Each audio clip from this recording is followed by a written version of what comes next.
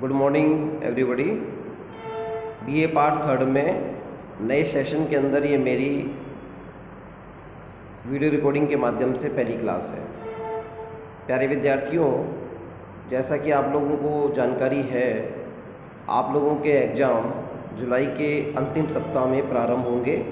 संभवतः जल्दी इसकी तिथियां आ जाएंगी। चूँकि हमारा पाठ्यक्रम पूरा हो चुका था, आज मैं परीक्षा की दृष्टि से उपयोगी छोटे छोटे बिंदुओं पर चर्चा करूँगा। ये बिंदु आपके छोटे प्रश्नों को हल करने में सहायता करेंगे और बड़े प्रश्नों की समीक्षा करते समय जो छोटी छोटी टर्मिनोलॉजी होती है, कई बार हम शब्द लिख तो देते हैं लेकिन उनका मतलब हमें पता नहीं होता। उस प्रक्रिया में आपको काफ़ी सहायता मिलेगी। सबसे पहले हम बात करते हैं भौतिकवाद के संदर्भ में।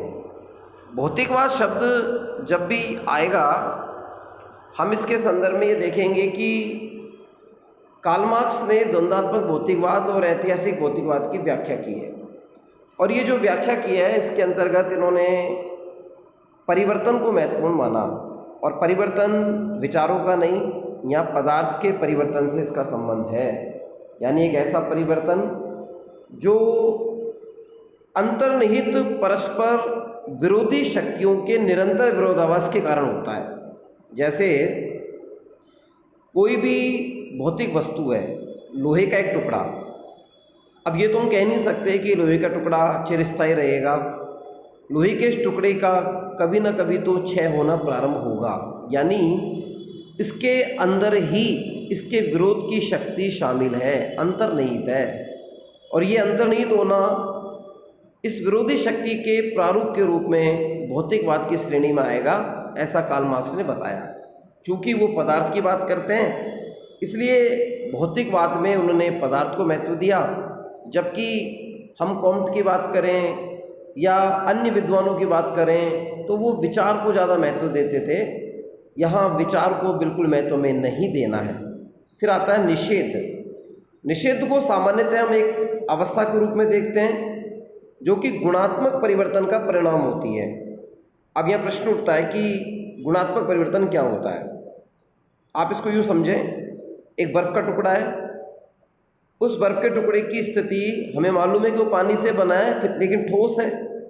अब उसको हम किसी पात्र में रखकर ऊष्मा दें तो बर्फ़ पिघलेगी और वो उबलते हुए खोलते हुए पानी में परिवर्तित हो जाएगा, यानी गुण बदल गया। यानी वो निषेध एक अवस्था थी जो गुणात्मक परिवर्तन के परिणाम में आई। ठीक इसी प्रकार जब हम आदिम समाज की बात करते हैं तो आदिम समाज में जीवन जीने के तरीके अलग थे। धीरे धीरे उनके अंदर भौतिकवाद आने लगा, एक नई अवस्था आने लगी। आज व्यक्ति अपनी सामान्य दिनचर्या में पदार्थ और भौतिकवाद के वातावरण से घिरा हुआ है। तो ये निषेध है, एक नई अवस्था है जो गुणात्मक परिवर्तन की बात करती है। विद्यार्थियां ध्यान दें कि प्राचीन को प्रतिस्थापित करने के लिए जो प्रगतिशील परिवर्तन होता है, यानी बेटर टू बेटर, ये निषेध में आएगा। आदिम समाज में अगर हम एक छोटा सा उदाहरण लें कि वो लोग शिकार करते थे तो उनके औजार परंपरागत थे। आज भी जनजाति के लोग शिकार करते हैं, लेकिन वहाँ शिकार में उनके औजार जो हैं वो थोड़े आधुनिक प्रणाली में शामिल हो चुके हैं। तो इसे हम निषेध कहेंगे। ठीक इसी प्रकार निषेध का नियम, इसकी व्याख्या की गई। जब कोई वस्तु किसी प्राचीन व्यवस्था के निषेध के फलस्वरूप अस्तित्व में आती है तथा दोबारा इस वस्तु का निषेध गुणात्मक परिवर्तन के माध्यम से होता है, तो इसे हम निषेध का निषेध कहेंगे। अर्थात कोई भी प्राचीन व्यवस्था का निषेध था। जैसे मान लीजिए हम गांव में रहते थे, अब उसका निषेध आया कि हम शहरों में चले गए और आधुनिक हमने नई गेटेड सोसाइटी के रूप में निवास करना प्रारंभ किया।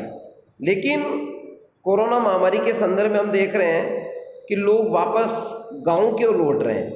सीमावर्ती गांव में जाकर अपना मकान बना रहे हैं, अपनी गेटेड सोसाइटी को छोड़ रहे हैं, क्योंकि आजकल इंटरनेट के माध्यम से वर्चुअल दुनिया उसको वहाँ भी मिल जाती है। तो ये निषेध के अंतर्गत आएगा। प्रश्न उठता है, गुणात्मक परिवर्तन किसे कहते हैं? किसी भी नए का प्रादुर्भाव या प्राचीन की विलुप्ति गुणात्मक परिवर्तन है।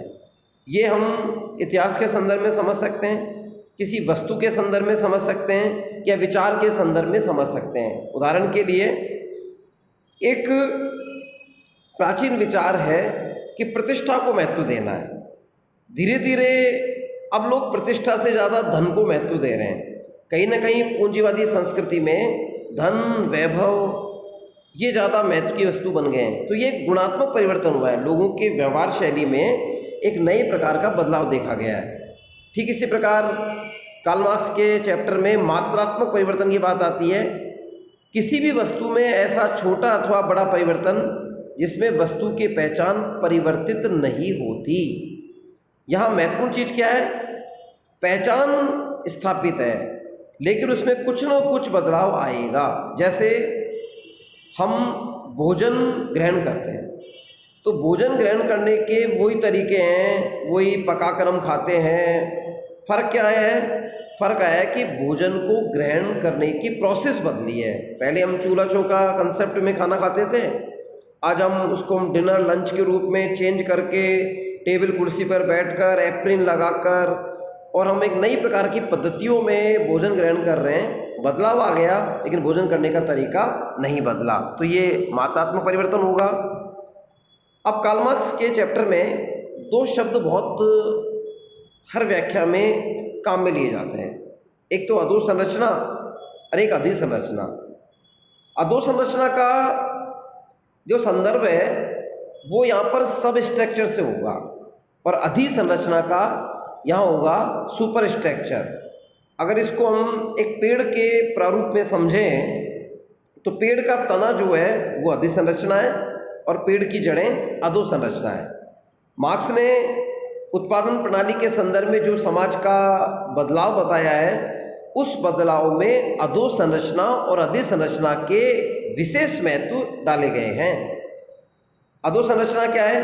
मार्क्स के अनुसार किसी भी समाज की आधारशिला उस समाज की आर्थिक संरचना होती है। अगर इसको हम दूसरे वे में बात करें तो यह मूलतः उत्पादन प्रणाली से बनती है। उत्पादन शक्ति, उत्पादन संबंध, उत्पादन के तरीके, उत्पादन के उपकरण, ये सब मिलकर जैसे पेड़ की जड़ें गुच्छे के रूप में समाहित हैं, वैसे ही उत्पादन प्रणाली की आर्थिक शक्तियाँ ये सब मिलकर अधोसंरचना का निर्माण करती हैं। अब ये तो कटु सत्य है, अगर कोई पेड़ लंबी जड़ों वाला गहराई से भूमि में गया है तो उसकी आधारशिला मजबूत है, तो कहीं ना कहीं वो पेड़ काफ़ी लंबा जाएगा, जैसे बड़ का पेड़। ऐसे ही अर्थव्यवस्था की उत्पादन प्रणाली मजबूत होगी तो वो अर्थव्यवस्था बहुत सुदृढ़ होगी, और यदि उसकी खोखली जड़ें हैं तो वो धराशायी होकर गिर जाएगा पेड़, वैसी अर्थव्यवस्था देश की गिर जाएगी। अब प्रश्न उठता है कि अधोसंरचना पर अधिसंरचना निर्भर कैसे करती है? तो देखिए, सब स्ट्रक्चर और सुपर स्ट्रक्चर में ये बहुत बड़ा एक समानार्थी भाव है कि अधोसंरचना में थोड़ा सा भी बदलाव हो जाएगा, इसका मतलब है उस जड़ पर टिके पेड़, उस संरचना, उस अर्थव्यवस्था में बदलाव होगा। यह समाज की अधोसंरचना पर टिकी व्यवस्था है जिसे हम सुपर स्ट्रक्चर कहते हैं। इसमें कानून, राजनीतिक, धर्म, सांस्कृतिक संस्थाएं आ जाती हैं।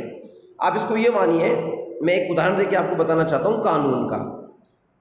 जब हमारी उत्पादन प्रणाली प्राचीन थी, परंपरागत थी, उस स्थिति में हमारे कानून के जो तरीके थे ना, वो लोक रीतियों के आधार पर, परंपराओं के आधार पर, और हम ये कह दीजिए कि अंधविश्वासों के आधार पर थे। जैसे हम कह देते हैं ना कि शनिवार को उस दिशा में यात्रा करनी है नहीं करनी है, हमको बुधवार को कोई वस्तु खरीदनी है नहीं खरीदनी है। इनका कोई लिखित रिकॉर्ड नहीं है, लेकिन हमारी किंवदंतियों के रूप में, हमारी मान्यताओं के रूप में एक ऐसी संरचना हम लोगों ने बना ली है जो संरचना यह प्रकट करती है कि हमको इन नियमों के अनुसार चलना है।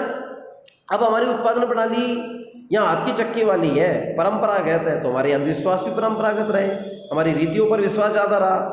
आज चेंज आया और हमारी अधोसंरचना बदली। अब उत्पादन प्रणाली में जो हम लोग परंपरागत हाथ की चक्की पे थे, आज हम आणविक ऊर्जा तक पहुँच गए, सौर ऊर्जा तक पहुँच गए, यानी हाईटेक हो गए। तो आप देखिए हमारे कानून भी हाईटेक हो गए। जैसे अब डिजिटल कानून की बात आ रही है, साइबर कानून की बात आ रही है, लिखित रिकॉर्ड की बात आ रही है, आईपीसी की धाराओं की बात आ रही है। अब देखिए लिखित आईपीसी की धारा कितनी महत्वपूर्ण है तकनीक परिवर्तन से, क्योंकि छापाखाने आ गए, हमारे यहाँ पर डिजिटलाइजेशन हुआ, उसकी वजह से डिजिटल कानून आ गए। तो ये सब कहीं ना कहीं मार्क्स की दूरदर्शिता थी, जो पहले ही समझा गया कि भाई अधोसंरचना में, सब स्ट्रक्चर में कोई भी परिवर्तन होगा या बदलाव होगा तो अधिसंरचना उसके परिणाम से प्रभावित होगी ही होगी। ठीक इसी प्रकार कुछ प्रश्न हैं न्यू टाइप संदर्भ में। उत्पादन प्रणाली क्या है, वर्ग संघर्ष क्या है, पूंजीवाद और सामंतवाद में क्या अंतर होता है, हम इस पर चर्चा करें। उत्पादन प्रणाली का मतलब क्या है? यह इसका आर्थिक सामान्य भाव आता है, एक विशिष्ट तरीका होता है जिसके अंदर लोग जीवन उपयोगी वस्तुओं का उत्पादन करते हैं, वितरण करते हैं। उत्पादन की शक्ति और उत्पादन के संबंध दोनों से मिलकर उत्पादन प्रणाली को परिभाषित करते हैं। उदाहरण के लिए पूंजीवादी उत्पादन के तरीके सामंतवादी उत्पादन तरीकों से अलग होते हैं। वही बात, जब आपका इंजन था हमारे संबंध सीमित थे, तकनीक हमारी शून्यता पर थी। जब हम हाथ की चक्की की तुलना करते हैं तो वहाँ और परंपरागत स्वरूप था, और हम आणविक ऊर्जा की बात करते हैं तो आज हम एक हाईटेक टेक्नोलॉजी का रिप्रेजेंटेशन कर रहे हैं। तो ये हमारी उत्पादन प्रणाली की एक नवीन विधा या नवाचार के रूप में हम देख सकते हैं। वर्ग संघर्ष, जब विपरीत परस्पर विरोधी वर्ग हितों वाले वर्ग आपस में टकराते हैं, उनके स्वार्थों की रक्षा वो नहीं कर पाते, तो निश्चित तौर पर वर्ग संघर्ष होगा। आप सभी जानते हैं मार्क्स ने दो बड़े वर्गों की चर्चा की, पूंजीवादी और सरवारा। बेसिक क्या अंतर है? पूंजीवादी शोषण करने में निपुण है, संपत्ति पर अपना अधिकार रखता है, संसाधन पर उसके नियंत्रण है। सरवारा सामान्य यथा नाम तथो गुण सभी जगह से आ रहा हुआ, श्रम बेचता है, शोषित होता है।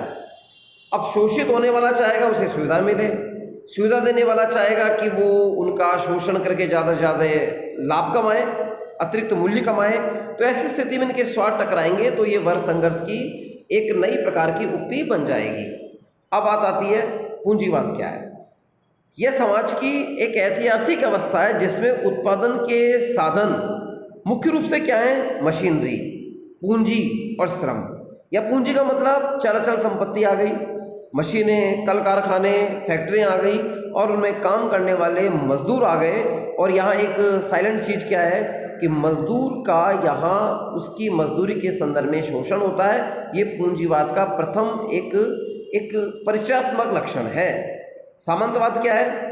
यह भी एक समाज की ऐतिहासिक अवस्था है जिसमें उत्पादन के साधन, अगर हम पूंजीवाद की तुलना में देखें तो भूमि होती है और श्रम होता है। यानी जैसे आप पुराने ज़माने में कहानियों में पढ़ते थे कि एक राजा अपने अधिकार क्षेत्र के खेतों में किसानों से मजदूरी करवाता था, तो राजा यहाँ पर प्रमुख हो गया, किसान मजदूरी करने वाले हो गए। तो यहाँ पर सामंतवाद है जो पीढ़ी दर पीढ़ी चलता है, और पूंजीवाद में आर्थिक संसाधनों के संपन्न व्यक्ति इसमें कार्य करते हैं।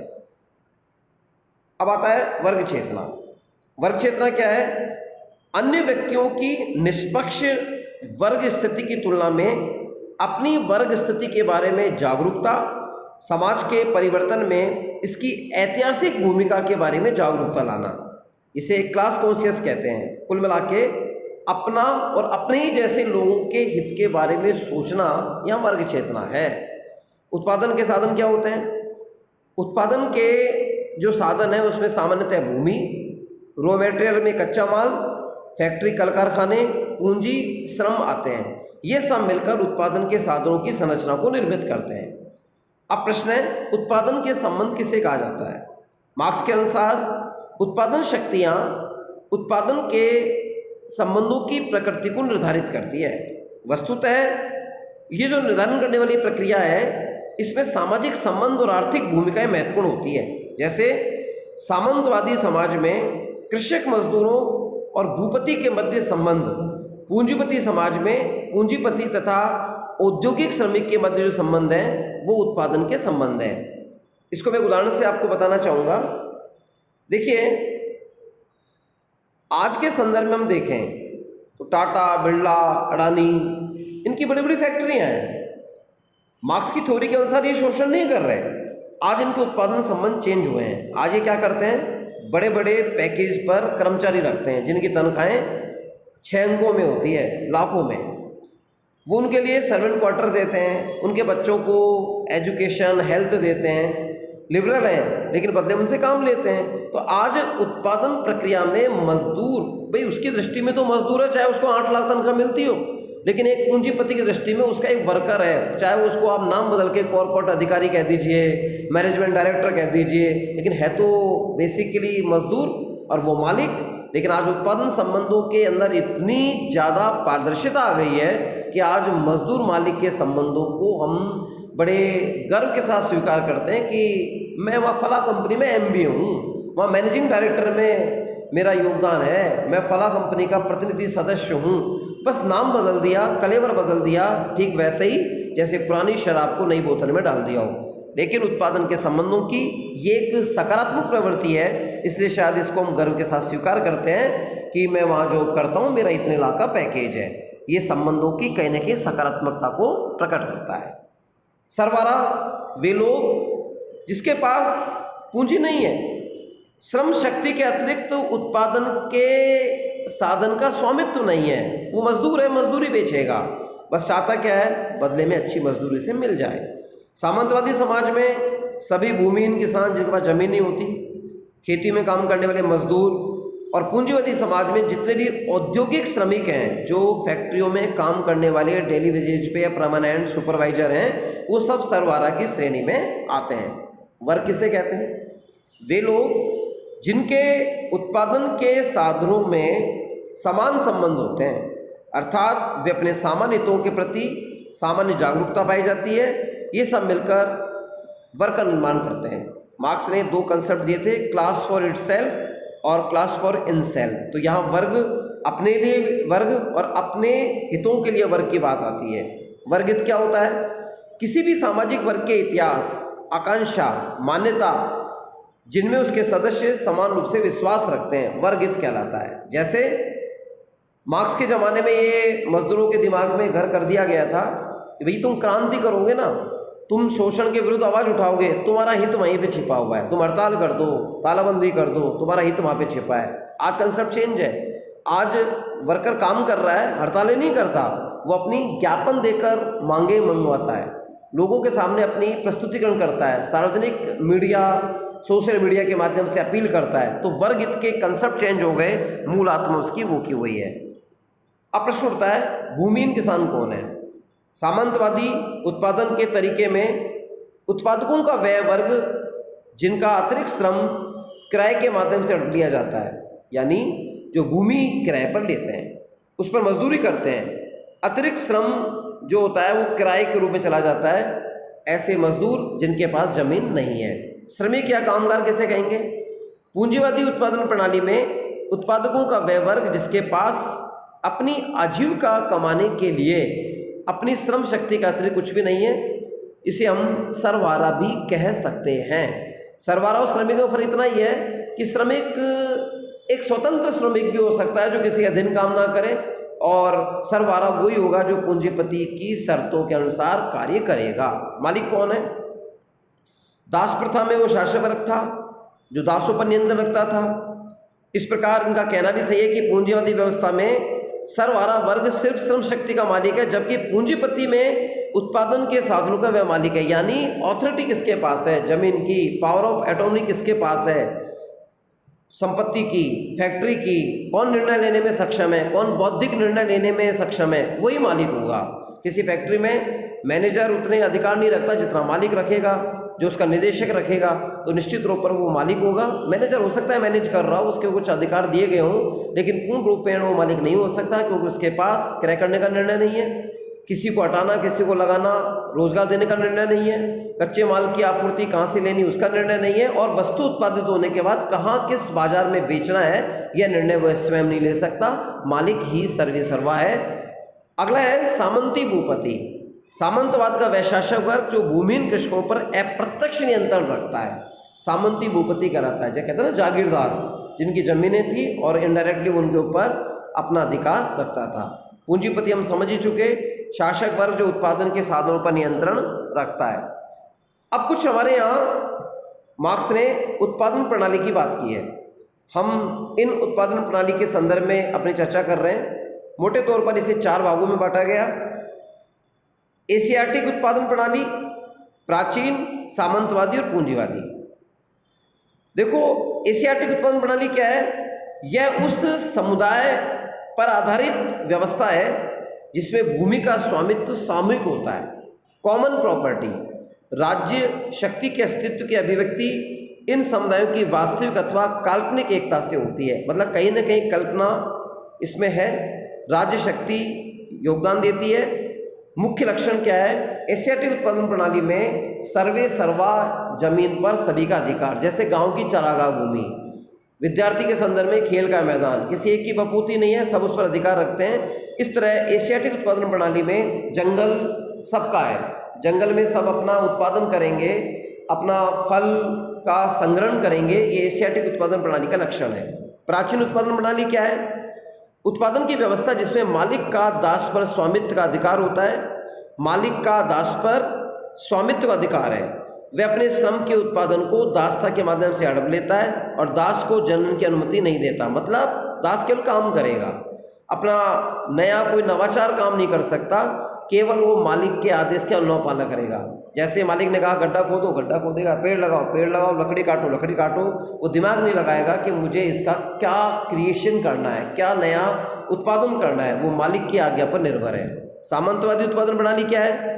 यह एक ऐसी उत्पादन व्यवस्था है जिसमें भूपति यानी भूमि का स्वामी किसानों से जमीन के किराए के रूप में अतिरिक्त श्रम को हड़प लेता है। यानी जमीन है, सामंतवाद उस जमीन को अपने अधीन करेगा और उसके किराए के रूप में उनकी संपत्ति को, श्रम को ग्रहण कर लेगा। पूंजीवादी उत्पादन प्रणाली क्या है? यह एक ऐसी उत्पादन व्यवस्था है जिसमें उत्पादन के साधनों का स्वामी पूंजीपति सरबराह वर्ग के लाभ के रूप में अतिरिक्त श्रम को करवाता है। यानी उसका एकमात्र लक्ष्य है अधिक से अधिक धन का संग्रह। इसी क्रम में बुर्जुआ वर्ग, पूंजीपतियों का वह वर्ग जो विकसित देशों में उत्पादन के लिए आवश्यक सभी कच्चे माल, उपकरण तथा उपभोग के ये सभी साधनों का स्वामी होता है। एंजल्स ने अपनी पुस्तक प्रिंसिपल्स ऑफ कम्युनिज्म में इस शब्द की व्याख्या की थी। आप इसको भी समझें, सरवारा और पूंजीपति के बीच में जो योजक कड़ी है, मान लीजिए कोई फैक्ट्री है, एक मालिक, एक मजदूर, एक मैनेजर को बुर्जुआ मानो आप, क्योंकि वो कच्चे माल, उपकरण के बारे में बात करेगा और साधनों के स्वामी की बात करेगा। उसकी पार्टनरशिप हो सकती है, उसकी एजेंसी हो सकती है। और बुर्जुआ यहाँ पूंजीपति नहीं हो सकता, पूंजीपति और सरवारा के मध्य की योजक कड़ी है। उत्पादन के संबंध और उत्पादन प्रणाली के बारे में हम चर्चा कर ही चुके हैं। ये व्यवस्था हमारे पूंजीवादी समाज की उस परिवर्तन की व्याख्या को बताता है। उत्पादन के साधनों में सामाजिक संबंध प्रत्यक्ष होते हैं। इसमें मालिक और गैर मालिक दोनों के मध्य संबंध शामिल होते हैं। ये संबंध उत्पादन पर स्वामित्व की क्षमता और नियंत्रण को निश्चित व निर्धारित करने वाले होते हैं।